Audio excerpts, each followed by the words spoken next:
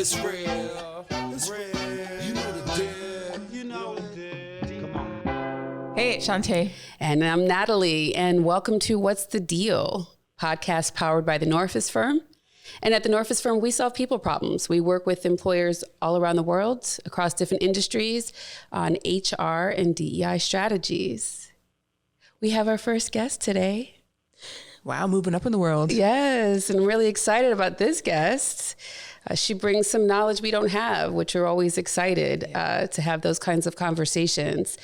So what's the deal with neurodivergence in the workplace? That's such a great topic, such a timely topic. We're seeing a lot of clients come to us with these concerns, especially after the pandemic. Honestly, I feel like a lot of mental health, just what people are dealing with started to show up even more so now in the workplace. And folks are open to actually addressing it and talking about it and creating space and holding space for neurodivergence, any sort of mental health concerns that people may have. I know those are two different things, guys. Please don't come for me. But we're going to get into all that now. And because we don't necessarily have an expertise in this area, we're going to do like what we ask our clients to do, which is go out, research, find experts, talk to them, and gain the knowledge how you can. So.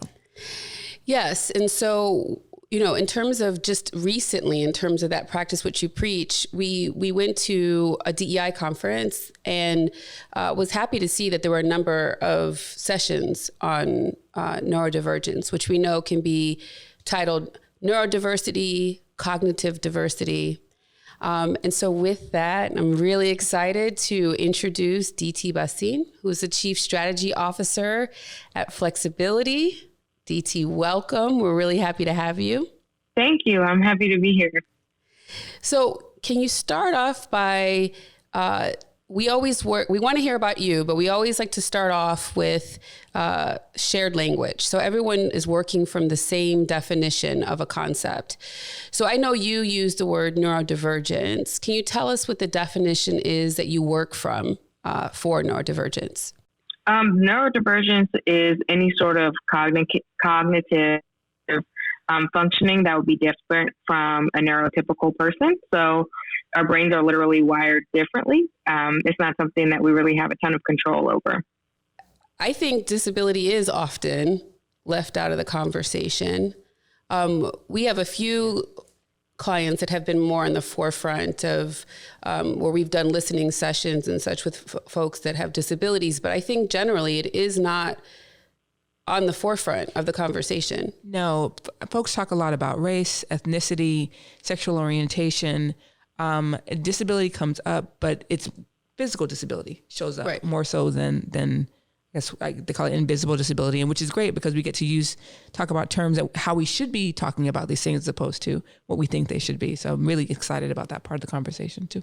So Diti, why do you think disability generally, whether invisible or physical, has been left out of the DEI conversation?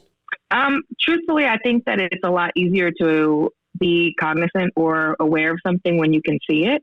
So a lot of times with invisible disabilities, because it's not something that you can tell just by looking at someone, it's you have to be much more intentional about being aware of the fact that people are different in that regard. And so you have an invisible disability that you talk about. Can you tell us a little bit about your journey and how you even learned about it? Sure.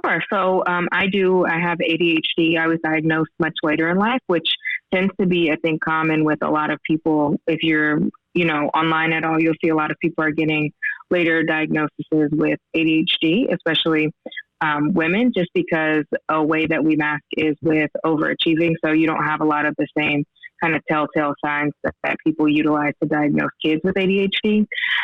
But for me, I actually found out that I had ADHD in college. So in like grade school and everything, I was in talented and gifted programs. So again, missing those telltale markers that something might be going on. And so when I got to college, I actually failed out twice. So I couldn't really quite understand why I wasn't grasping things. I was having some challenges and issues there. And I had a conversation with a counselor and they let me know that I had ADHD. But it wasn't until I wanted to go back to business school and I wanted to receive accommodations for that, that I got a formal diagnosis, just because it's very expensive. So the barrier to even get that diagnosis isn't quite equitable. It costs about a couple $1,000s to get that formal testing. So a couple things to unpack here. First, you used the term masking. Can you talk about what that means for folks who haven't heard it or are not familiar with it? Sure. So masking is really just hiding maybe your authentic self. So you're trying to really conform to the norm of society. So things that would seem more normal to people, more mainstream, I guess. So a lot of times with ADHD, for example, a common one that you see in the workplace is people really enjoy small talk. So you want to ask about people's kids and what they did on the weekend. But with neurodivergent people, sometimes those like smaller conversations are very exhausting because we don't quite understand what the point is. Got it. That's super helpful. And then the other thing, so that you talked about, is the accessibility to even get the diagnosis. Is this an issue that you're seeing across the board where people aren't even able to sort of understand this piece of themselves because of access to healthcare? Absolutely. I think that's a huge thing we see. And I think that's why the intersection of identities typically will come into play as well. So if we look at people's socioeconomic status, those who have the means to health insurance, or, you know, a couple $1,000s isn't going to hurt them, it's a lot easier for them to gain that diagnosis because they have the resources readily available to them.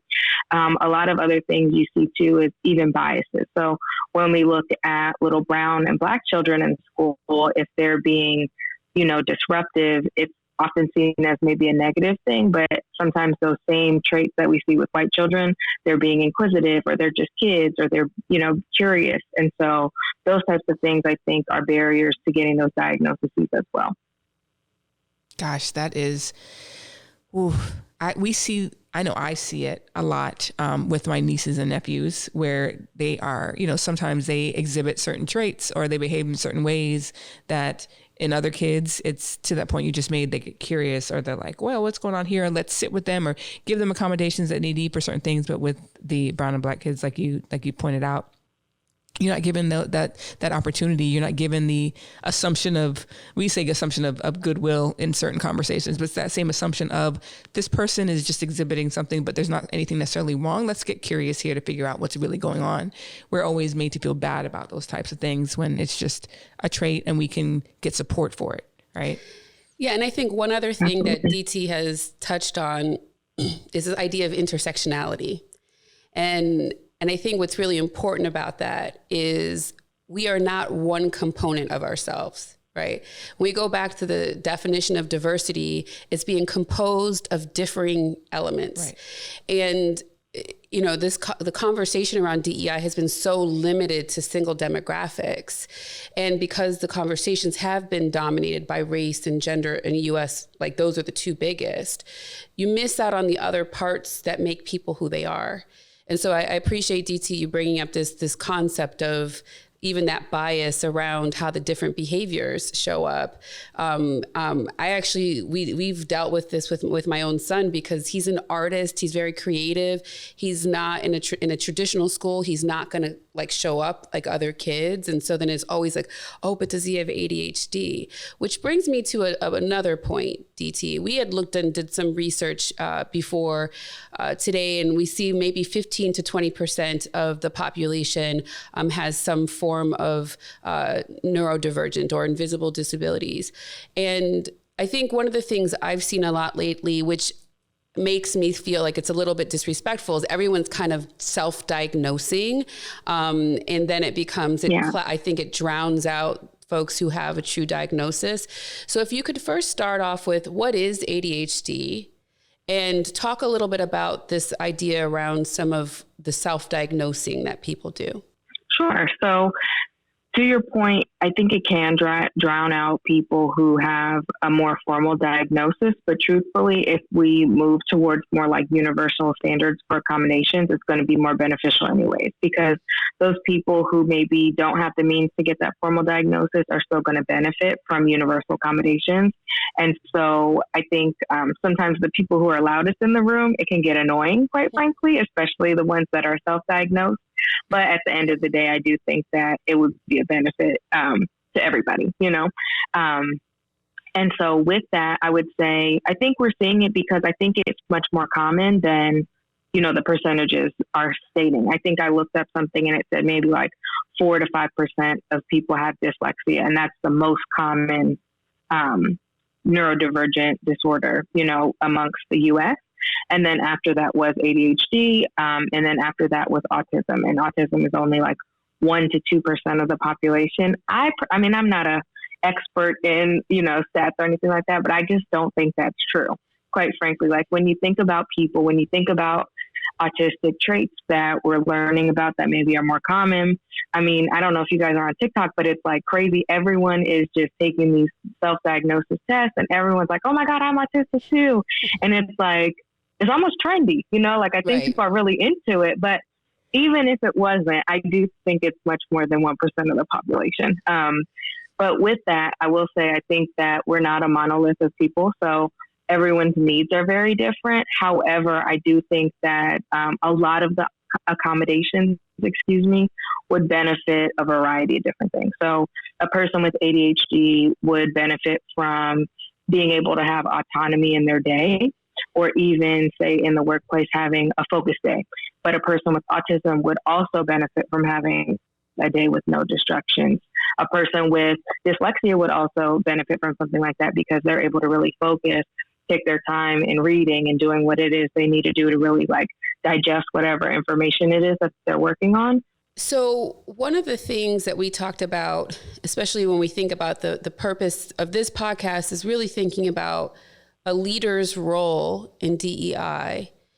And since you may not be able to see that someone has autism and you may not be able to see that someone has ADHD, what should a leader even be looking out for if it's not something that an employee is disclosing, or should they be looking out for anything? I think, you know, disclosing is a very personal choice for everyone. So I really respect whatever people choose to do.